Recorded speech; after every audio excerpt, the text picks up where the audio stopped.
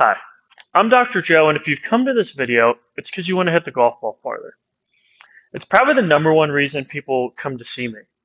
It's the reason someone like Josh Jackson, who's a world long drive competitor, works with me, put together his exercise plans, work on his training, the intention of his training, which helps him hit the golf ball a really, really long way.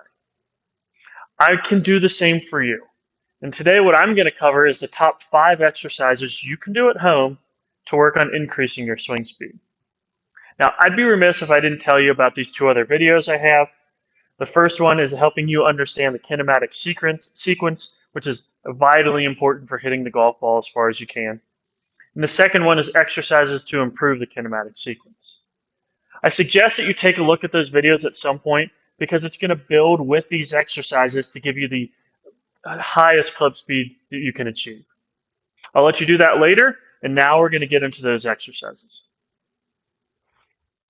The first exercise we're going to cover is what I call the goofy golfer squat, and you're going to see exactly why. So just to demonstrate it, this is what it's going to look like, at least for a right-handed golfer. Now let me break down why that makes sense. One of the primary reasons we get speed in our golf swing is because of how we use our post leg to push into the ground. And if I go into the top of the backswing and I start the downswing, I usually drop my weight into my legs. I then push through that leg, driving the hip up and around. A side view can really help you with that. Top of the backswing, push up and around. And that's what the goofy golf squat is. I'm going to practice putting the weight in my post leg, pushing my hip up and back, and then lowering down to repeat. Typically, I suggest this to be started, like most exercises, with just your body weight. Feel that pressure into the leg, push it out. I can start slow, I can work different speeds, and really work on driving into the ground. Eventually, I can grab a kettlebell, or if you don't have a kettlebell or a dumbbell at home, grab a gym bag, fill it with something heavy, and hold it in front of you. And then you can reach that bag forward and squat back. Reach forward and squat back. Now, the reason I like this is not just because it builds the strength of the quad, the hamstrings, and the glutes on that vitally important post leg, but because it's almost exactly the movement you make in the golf swing. So after you've done this exercises, you can hit balls and you can exaggerate that same feel where you push through that post leg. Now be careful. I talk about in some other videos speed training and how we're focusing on speed and it might have negative impacts on where the ball goes, which is fine. We just make sure we work on speed, we add control in later, and it all levels out. So that's the goofy golfer squat. Exercise 2 is something I call quick rotations. When the first one we focused on the lower half, this time we're going to focus on the upper half.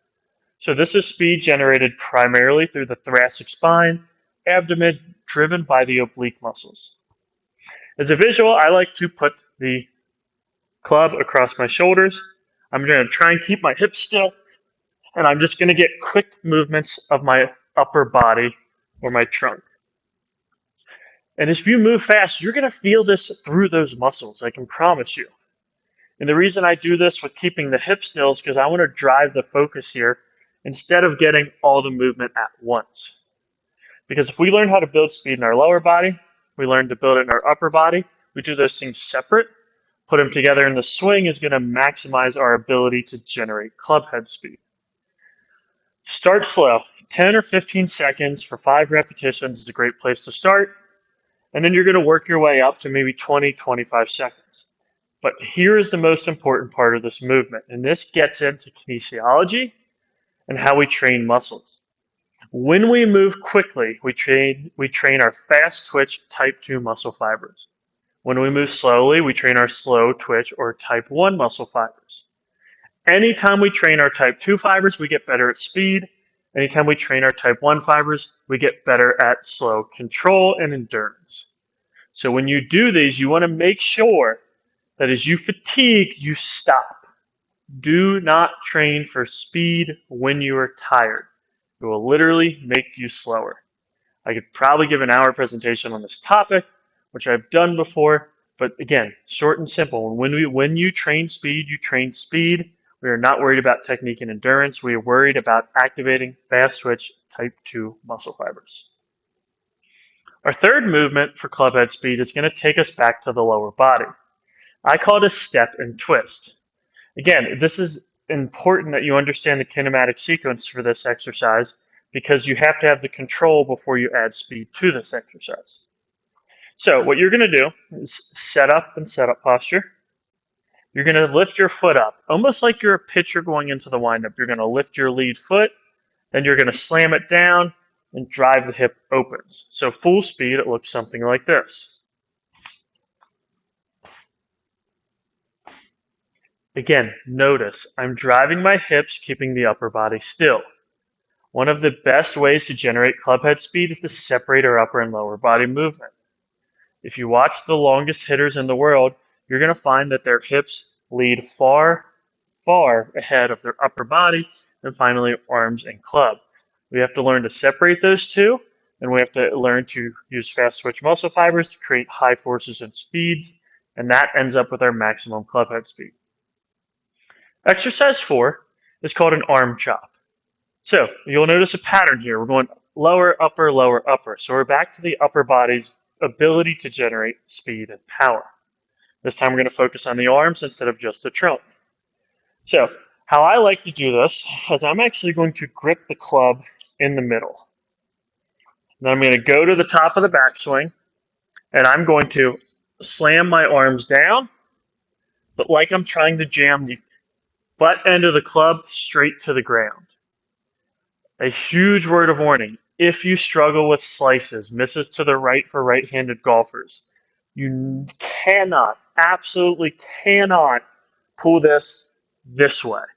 That is only going to ingrain this over-the-top movement, right? When we take the golf swing, we want to drop inside and work through the ball into out. If I'm here jamming straight down, I can do that because down leads to here, and if the hips are front, I'm coming through. But if you slam this way, you're going to further ingrain those slice characteristics. So make sure as you do the arm chop, it's straight down like you're trying to jam the arms toward the ground. Again, you're going to add this with your other exercises. Learn to get the hips and legs out front, and then put it together. Once you've mastered this with just the arms, you can actually work all of those together. In fact, I will sometimes have clients do this.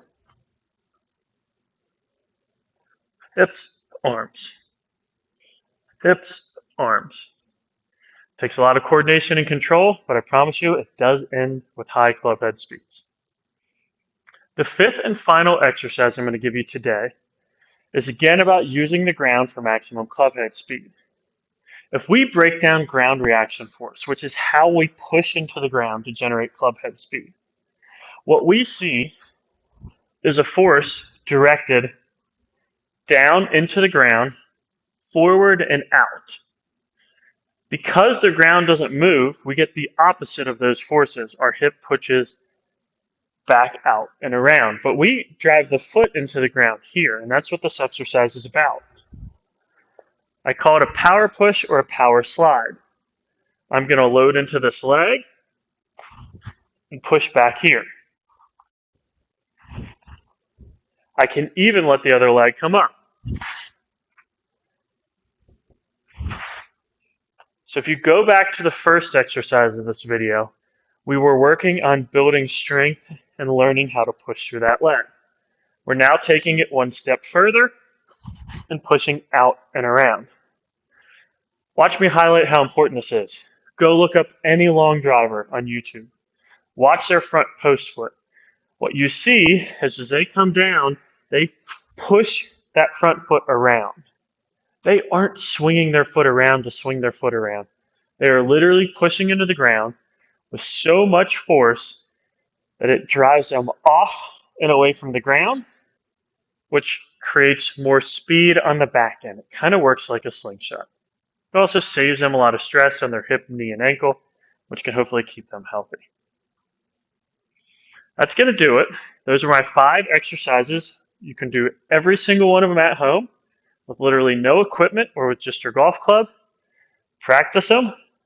Work on putting them into the golf swing. I recommend you do that under the advisement of a swing instructor, and you're going to be off to increase your club head speed in no time. If you have any questions, leave them in the comments, and good luck.